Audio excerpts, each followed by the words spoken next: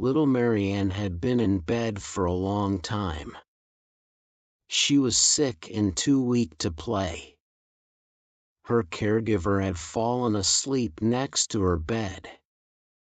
Marianne looked around. What could she do? There was no one to entertain her. She had already read the books in her bookcase for the umpteenth time. She wasn't interested in them anymore.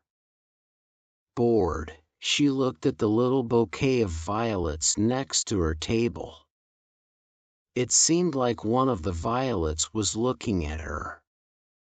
She gently picked up the violet. It had a sweet, smiling face. Suddenly, she heard a soft voice. It was coming from the violet. The violet looked kindly at Marianne. "Shall I tell you a story?" she asked. "Well, I would love that," Marianne answered. "I can tell you about the history of us violets if you'd like," said the violet. "Oh, I would love that," Marianne replied. "It's the story of the princes and the violets." Marianne lay down comfortably. The cat curled up in her arms. Once upon a time, there was a king with newborn twins. They were two extremely cute sons named Purple and Crip. But the king didn't take care of them. The queen had died at the birth of the twins. The king lost himself in reading books and drinking wine to escape his grief. The king refused to wear the color purple, something that was worn at that time to show mourning for a loved one who had died. The king continued to wear his green coat with his red hat. The young princes were raised by a nanny when they were very young, and later the teachers took over. Despite the sadness over the loss of their mother and the lack of love from their father, the princes were always kind, obedient, and friendly. The king's subjects begged the king to look for a new queen. That would bring joy back to the land. But the king didn't make any effort. One day a woman stood on the doorstep who had decided to marry the king. She wore purple clothing to show that she was mourning the death of the queen. She had two little daughters named Primrose and Narcissus. Those names were perfect for the girls who liked to wear clothes in a yellow color. The subjects were very happy with the arrival of the woman and her cute daughters. She was a beautiful woman to see, and she was also very friendly. The king married her and let his wife rule the country. He didn't feel like doing it himself. The new queen was at first very kind and friendly, but the power went to her head. She began to abuse her high position with laws that were only good for her own benefit. Her daughters sat next to her on the throne. The princes were allowed to sit at her feet. The subjects and the people began to be annoyed by her selfish behavior and tried to warn the king. But the king didn't want to hear it and buried himself in his books and drank his wine. The princes obeyed their stepmother and put up with the terrible remarks of their stepsisters. The young princesses also became very conceited. The queen hoped that the king would die one day so that she would have the kingdom for herself. But then the two princes had to be gotten rid of. She had the two boys banished to a remote part of the palace. They were not allowed to be seen in public anymore. Adam, the palace gardener, took care of the boys. He taught the boys everything about plants, flowers, and gardening. They also learned to dance and make music. On one day, the young princes began to yearn for more freedom. They begged the queen to let them speak to their father. The queen was shocked when she saw the boys. They were handsome and smart. That evening, she had the boys captured by soldiers. They were locked up in a tall tower where they received only a piece of bread with water daily. To explain their absence, she told the king that the boys had run away and that she had sent people to search for them. That was of course not true, but the king seemed not to care. The boys stayed in the tower for a year. They were visited daily by birds that sang beautiful songs for them.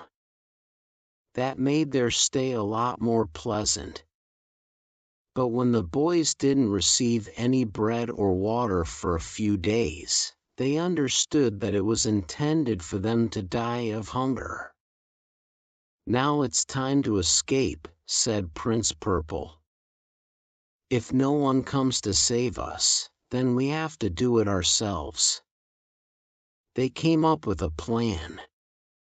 With everything suitable in the tower, they made a long rope.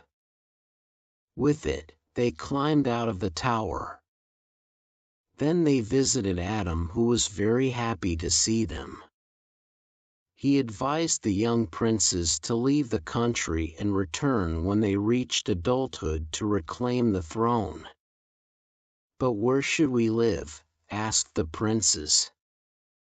"We have nothing at all." Adam gave them clothes. "I also have some musical instruments here. You can make music and dance and earn money with it. I also give you some magic seeds. They will bring you luck. Plant the seeds when you are far enough away and have found a house. They are magic seeds. They will only sprout if they are planted by princely hands." And so the two princes set off. They made music and earned enough money to get by. The joy the boys made was contagious. People were happy to pay for it. Several years later, the princes had enough money to buy a house. They had come a long way from their father's kingdom by then. It was time to plant the seeds. The house was in a remote location where they could lead their life undisturbed. They lived on wild berries, nuts, fish, rabbits, and rye bread that they bought from an old woman who came to collect herbs. It took a long time before buds appeared on the plants, and the boys sometimes doubted whether they were real magic seeds. "If we can't grow flowers, we'll make music for the next few years to earn a living. And when we are old enough, we will return to our kingdom and fight to rightfully reclaim the throne," said Purple. "The old woman is very curious about our garden and the plants we are growing here," said Crip. "I told her that we don't know ourselves, but if the flowers come, she is welcome to look. She knows a lot about plants. If these plants can help to heal the sick, that would be a great reward. Even if we don't earn anything with it." "You're right, brother," replied Purple. "I would rather make people happier than be a king." The next morning, everything was in bloom. They were violets, but they were more beautiful than ever seen before. It seemed like they had little faces, half sad, half happy. "What can we do with the violets, and how can they bring us luck?" Purple wondered. "We will sell them," said Crip. "They are so wonderfully beautiful and special. They will certainly bring in a lot of money." "They are beautiful," they heard the old woman say behind them. "We did it," said Purple, and he picked a flower to give to the woman. "I can read plants," said the old woman. "And these flowers tell me a sad story." She turned the flower a few times with her bony fingers. "I see 5 petals. This big golden petal sits alone on a double green seat. The 2 smaller yellow petals with a small edge of purple are on either side. But these 2 purple petals only have 1 green seat, although they are more beautiful than the other petals. And in the middle, I see a little man in green with a red cap. He's in the warmest, safest place. He has a bag of seeds that will ripen if he wants to give the sun access to his heart." The boys smiled, but said nothing. It was their own sad history that was written in the magic flowers. "They will sell well," continued the old woman. "They bring out the good in people. The whole world needs that. You can earn a fortune with them." The next few days, the violets sold well at the market. Although the boys looked poor, they radiated something special. Everyone wanted to buy them. Doctors bought the flowers to encourage their patients. Sad people bought them to cheer up. Even bad people bought them because the sweet faces never reproached them, arousing better feelings in their bad hearts. The queen and her daughters also wanted the flowers. The queen lived in fear. The people didn't like her and started to rebel because she didn't take care of the poor. Primrose and Narcissus had brought the flowers because they wanted to possess everything that was new and beautiful, no matter what the cost. Even the king received a bouquet of violets beside his bed. He noticed them too, especially because they bore the name of his deceased queen, Viola. Meanwhile, the 2 princes traveled the world. They sold flowers in the summer and sang and danced in the winter. They preferred to do that in prisons, hospitals, and poor neighborhoods. There they left not only happiness but also money, and then slipped away quietly without waiting for thanks. The boys felt free. "I wouldn't want to be locked up in a palace and forced to follow all sorts of rules," they exclaimed. "But if we can help the poor in our kingdom find work, then we will do that. We have saved enough money. Let's go back to our kingdom in silence, hoping that our father will want to see us this time. No one needs to know who we are. We will call ourselves the Merciful Brothers." And so they disguised themselves in brown monk robes with a large hood pulled over their heads and entered their father's kingdom. They sought out Adam. He was very happy to see the brothers and very proud of them. The princes stayed with him.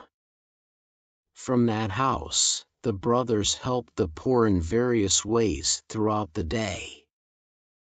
They put violets everywhere, bringing happiness and peace to many homes. In the meantime, the queen was in mortal fear of her misdeeds, and the king was very sick.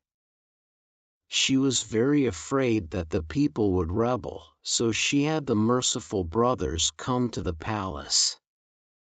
No one recognized the 2 princes. The queen begged the brothers for help.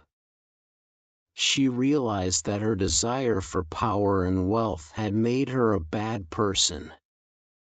She wanted to show remorse. "If you really regret it, try to make up for all the harm you've done," said Prince Purple. "Have compassion for your people and start helping them. Make sure they can trust you. Then you will be safe and happy." "Yes, I want to, and I will," the Queen cried. "That's a beautiful story," said Marianne. "Don't forget what there is to learn from it, dear," said the flower. "Learn to have patience and make your own little kingdom a loving, happy place. Learn from everything around you, even if it's just something small like a violet." Marianne smiled and took the flower in her hand. She felt a sense of peace and comfort from the flower's words. She knew that she could make her own world a better place by being kind and patient with those around her. As she walked back to her village, Marianne thought about the merciful brothers and how they had changed their kingdom for the better. She realized that even small acts of kindness and generosity could make a big difference in people's lives. When she arrived home, Marianne went straight to her garden and began to tend to her flowers. She thought about the lessons she had learned from the story and how she could apply them to her own life. From that day on, Marianne made a conscious effort to be kinder and more patient with those around her. She shared her flowers with her neighbors and helped those in need. Her small acts of kindness spread throughout the village, and soon everyone was happier and more content. As the years passed, Marianne's garden grew more beautiful and bountiful. People came from far and wide to see her flowers and to hear her stories of the merciful brothers. Marianne was grateful for the lessons she had learned and the happiness she had brought to others. She knew that she had made her own little kingdom a better place, just as the merciful brothers had done for their kingdom.